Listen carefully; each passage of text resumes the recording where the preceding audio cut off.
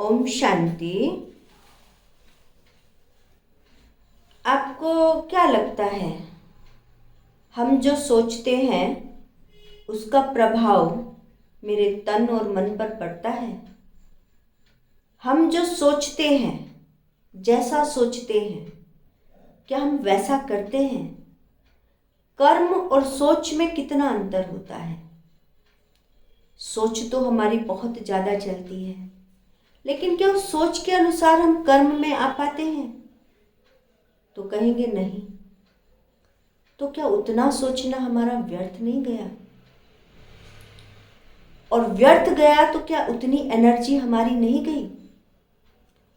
Energy गई तो क्या हम कमज़ोर नहीं बने? बने ना। तो हमारी सोच का हमारे ऊपर क्या प्रभाव पड़ता है? संकल्पों का क्या प्रभाव पड़ता है? कहते कुछ नहीं, नहीं, बहुत प्रभाव पड़ता है। संकल्प हैं जो हमें क्या से क्या बना देते हैं। एक सोच व्यक्ति को बहुत सुपर बना सकती है, एक सोच व्यक्ति की बहुत नीचे गिरा सकती है। हम किसी को दुआएं देते हैं, किसी ने प्रणाम किया तो कहते खुश रहो। ये अंदर में बोलने से पहले क्या हुआ? संकल्प चला। लेकिन यदि मुंह से बोला खुश रहो और अंदर से ठीक है ठीक है, भगवान कभी खुश नहीं रखेगा तुम्हें, तुम्हारे कर्म ही ऐसे हैं, यदि हमारी अंदर से ये सोच चली और बाहर से हमने कहा खुश रहो, तो क्या वो आशीर्वाद, क्या वो आशीष काम करेगा? कहते ना, दुआएं तो दिल की होती हैं, जबान की नहीं। और जो दिल की दुआएं होती हैं वो हमारे कहीं ना कहीं सबकॉन्शियस माइंड में होती हैं, संकल्पों में होती हैं, हमारी सोच में होती हैं। जब हम अपनी सोच को किसी के प्रति बहुत सकारात्मक बना लेते हैं तो हम उसके बारे में बड़ा अच्छा सोचते हैं, और जब हम अपनी सोच को किसी के बारे में नकारात्मक बना लेते हैं तो हम ना चाहते हुए भी उसके बारे में व्यर्थ सोचना शुरू कर देते हैं। तो जो हम व्यर्थ सोचते हैं, उस व्यर्थ सोचने का, समर्थ सोचने का मेरे अपने ऊपर क्या प्रभाव पड़ता है? संकल्पों का कितना प्रभाव मेरे ऊपर पड़ता है? तो संकल्पों पर तो एक्सपेरिमेंट भी किए गए हैं। जैसे 2 गिलास में पानी रखा, एक को पॉजिटिव संकल्प दिए गए, एक को नेगेटिव संकल्प दिए गए। जिस पानी को नेगेटिव संकल्प दिए गए उसका कलर चेंज हो गया, ब्लैक ब्लैक हो गया, और जिसको पॉजिटिव संकल्प दिए गए वो एकदम शुद्ध चमकता हुआ पानी नजर आया। तो क्या हुआ? पानी पर संकल्पों का असर पड़ गया। जब पानी पर पड़ गया तो क्या इंसानों पर नहीं पड़ता होगा? आज हम बहुत सारी शारीरिक व्याधियों में, मानसिक तनावों में पानी को चार्ज करके पीते हैं कि पानी चार्ज करना है, पानी को संकल्प देना है, और वही पानी दवाई बन जाता है।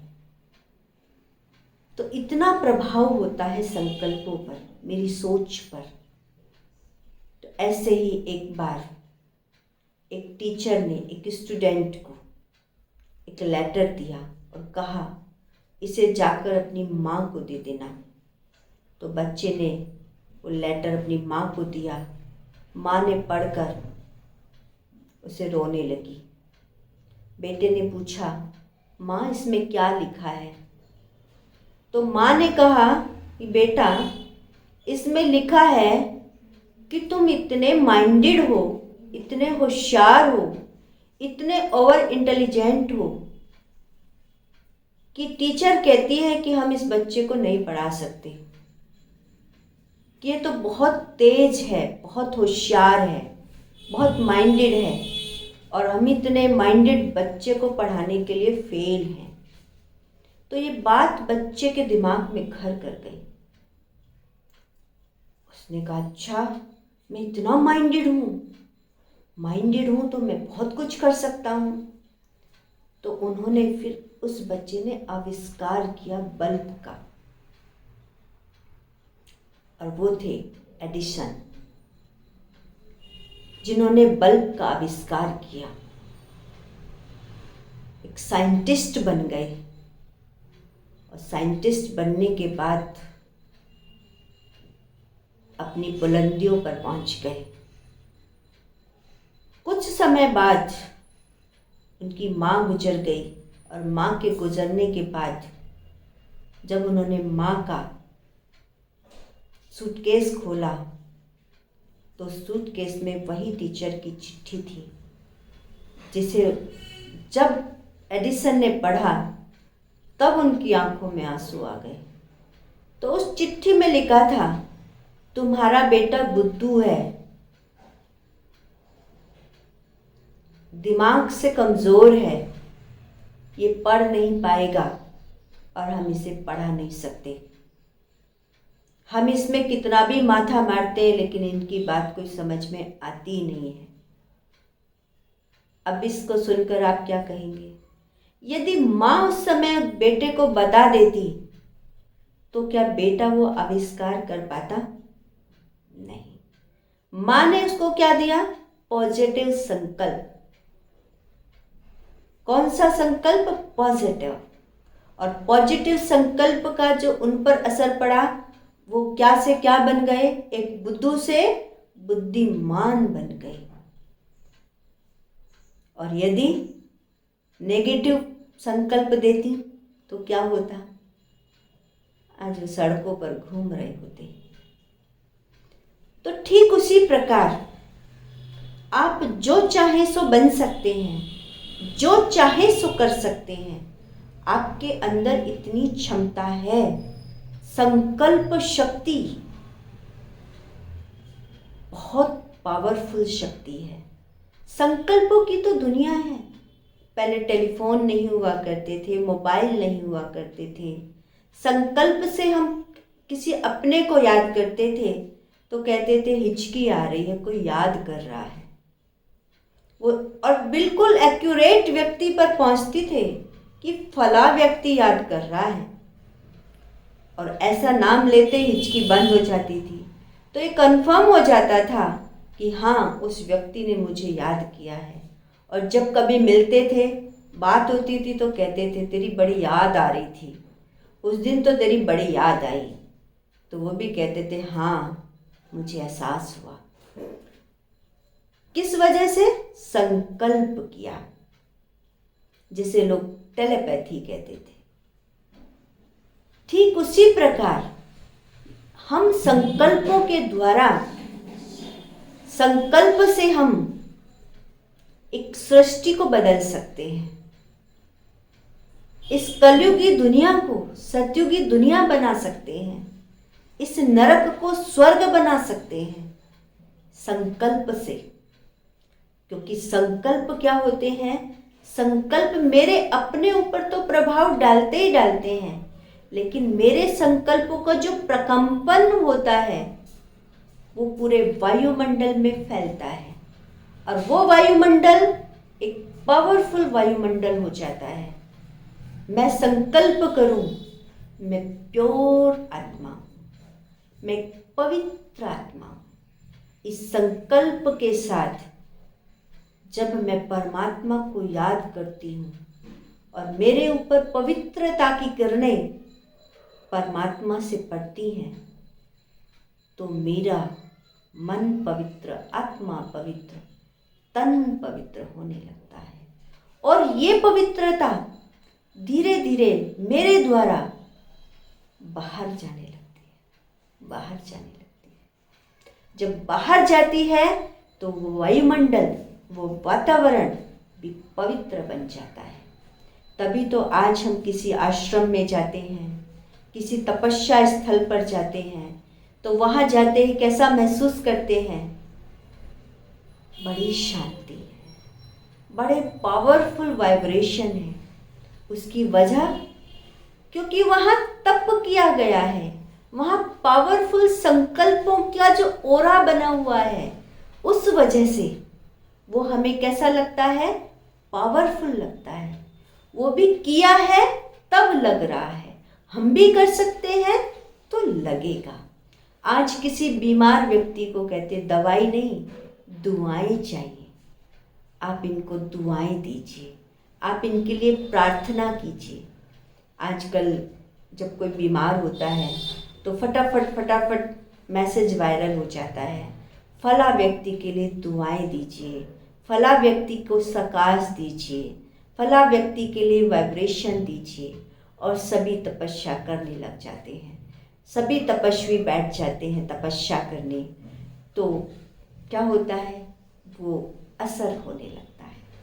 फिर डॉक्टर भी अचंभित होते हैं कि दवा ने काम नहीं किया, ये तो मैजिक हुआ है, मैजिक।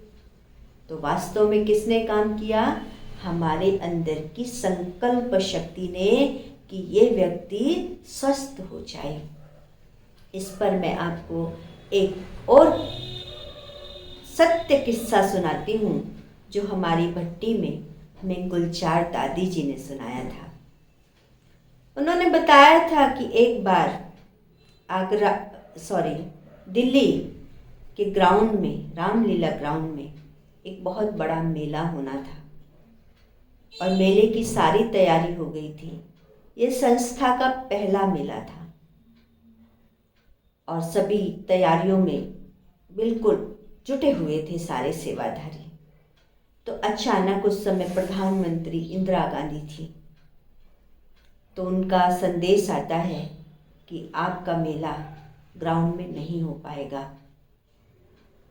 कि यहाँ पर एक विदेश से प्रधानमंत्री आ रहे हैं। उस देश का मुझे नाम याद नहीं फिलहाल, एक प्रधानमंत्री आ रहे थे, तो उनका वहाँ स्वागत होना था, उनको वहाँ रिसीव करना था, तो इसीलिए ये मेला आपका यहाँ नहीं हो सकता। तो ब्राह्मण बच्चों में तो हलचल पैदा हो गई, अब क्या होगा, इतनी सारी तैयारी, यज्ञ का पहला मेला, अब क्या होगा। तो दादी जी ने कहा कुछ नहीं, आप सभी योग कीजिए, बाबा जो चाहेगा वही होगा। आपके योग में अगर शक्ति है तो मेला ज़रूर होगा। तो सारे दिल्ली के भाई बहने योग करने ग्राउंड में बैठ गए। तो वहाँ का निरीक्षण करने के लिए हमारे प्रधानमंत्री इंदिरा गांधी जी के जो लोग थे, जो अधिकारी लोग थे, वो आए निरीक्षण करने के लिए। उन्होंने देखा यहाँ तो हजारों की संख्या में लोग बैठे हुए हैं और सब ने मौन व्रत किया हुआ है। उन्हें ये तो पता नहीं था कि मेडिटेशन कर रहे हैं, उन्हें तो लगा कि इन्होंने तो मौन रख लिया, इन्होंने तो धरने पे बैठ गए, मौन धरने पर बैठ गए। तो उन्होंने जाकर प्रधानमंत्री जी को बताया, तो उन्होंने सलाह दी कि आप उनको मना मत कीजिए, हो सकता है सारे श्वेत वस्त्र में सब मौन धारण किए हुए चुपचाप शांति से बैठे थे, हो सकता है कल जब प्रधानमंत्री जी आए तो उनको काले झंडे ना दिखा दे, उनके सामने कुछ ऐसा प्रदर्शन ना हो जाए। तो उनको अपना निर्णय बदलना पड़ा प्रधानमंत्री जी को। तो अगले दिन के न्यूज़पेपर में ये न्यूज़ निकली कि ब्रह्मा कुमारियों के मेले की वजह से प्रधानमंत्री जी के स्वागत का स्थान परिवर्तन हुआ है, अब उनका स्वागत फला स्थान पर होगा। तो है ना गजब, कितनी बड़ी शक्ति है संकल्पों में। तो दादी जी ने कहा उस समय हम इतने भी मजबूत नहीं थे कि हम हर न्यूज़पेपर के फ्रंट पेज पर अपने मेले की न्यूज़ दे सके।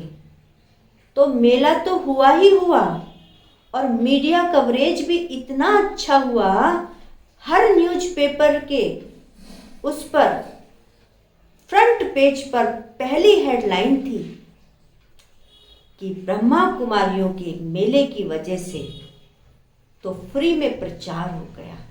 क्या इससे सिद्ध हुआ कि संकल्प शक्ति यदि मजबूत है तो हमारे लिए कोई भी कार्य असंभव नहीं है।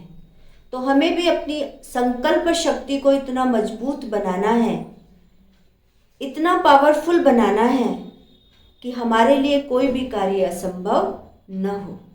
तो उसके लिए पावरफुल बनाने के लिए उसका स्रोत एक ही है, परमात्मा से जुड़े रहिए, परमात्मा से शक्ति लेते रहिए, अपने संकल्पों को व्यर्थ ना होने दीजिए, व्यर्थ ना सोचिए, हमेशा अच्छा सोचिए, समर्थ सोचिए, सोच समझ कर सोचिए, क्योंकि व्यर्थ में बहुत एनर्जी जाती है।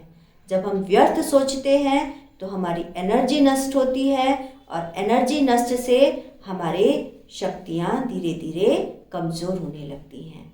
तो संकल्प शक्ति वो शक्ति है जो कुछ भी कर सकती है।